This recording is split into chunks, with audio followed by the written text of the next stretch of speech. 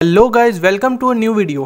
तो यार इस वीडियो में मैं आपको जो कॉन्जरिंग मूवी जो कि एक रियल स्टोरी पर बेस्ड है, मैं आपको इस मूवी की रियल स्टोरी आज बताऊंगा। तो यार अगर आप मेरे चैनल पर नए हैं तो यार एक छोटी सी रिक्वेस्ट है, प्लीज़ चैनल को सब्सक्राइब कर दो, बेल आइकन को भी प्रेस कर दो ताकि आपको लेटेस्ट वीडियोज़ जल्द से जल्द मिले।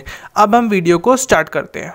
तो गाइज यार पहले मैं आपको मूवी की स्टोरी बताता हूँ। तो मूवी में हमने देखा कि कैसे एक फैमिली हैरिसविले रॉज आइलैंड में एक फार्म हाउस में शिफ्ट होती है और उस फैमिली में एक फादर रॉजर पेरेन, एक मदर कैरोलीन पेरेन और उनके 5 बच्चे नैन्सी, एंड्रिया, क्रिस्टीन, सिंडी और अप्रैल और उनके साथ उनका डॉग।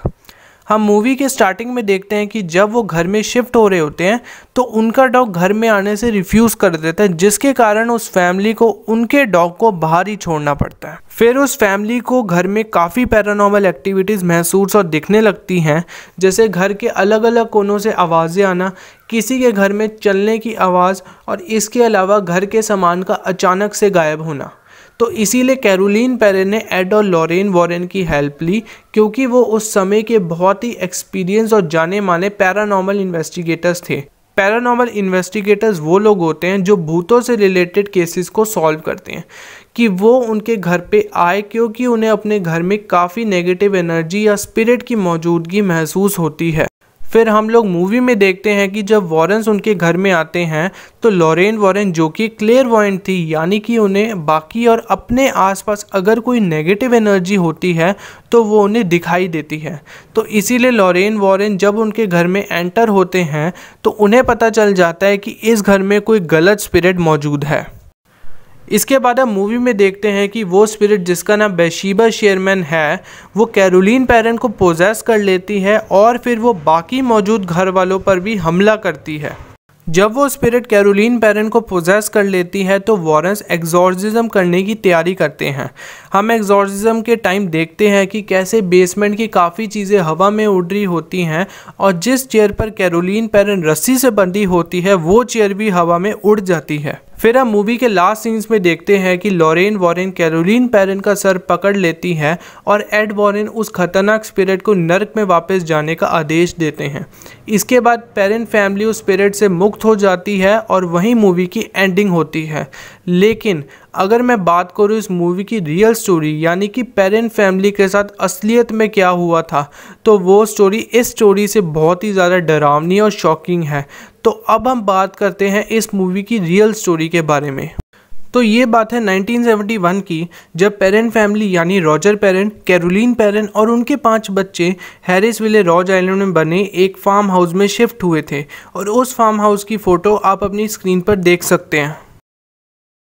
तो इसके बाद एंड्रिया पेरेन जो कि पेरेन फैमिली की एल्डेस्ट डॉटर हैं, उन्होंने अपने एक इंटरव्यू में कहा कि जब वो कार से सामान शिफ्ट कर रहे थे तो उन्हें सीढ़ियों के पास एक काफ़ी काले रंग के कपड़ों में आदमी दिखा।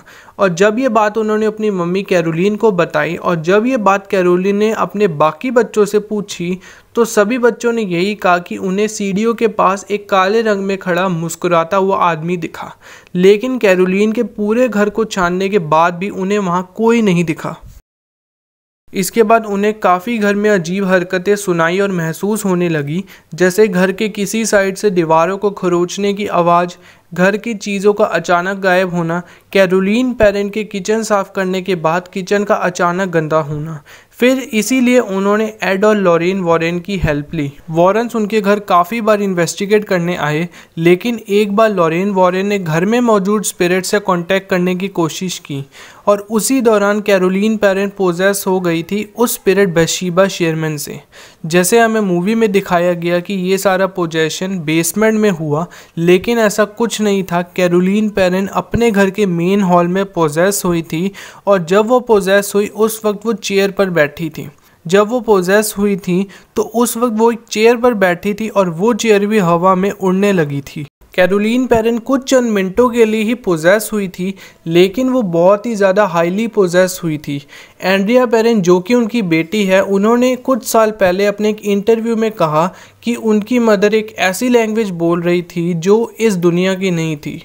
कैरोलीन पेरेन कुछ मिनटों के बाद ठीक तो हो गई थी, लेकिन रॉजर पेरेन ने वॉरेन्स को इस केस को इन्वेस्टिगेट करने से मना कर दिया, क्योंकि रॉजर पेरेन का कहना था कि उनकी ही वजह से कैरोलीन पोजेस हुई थी।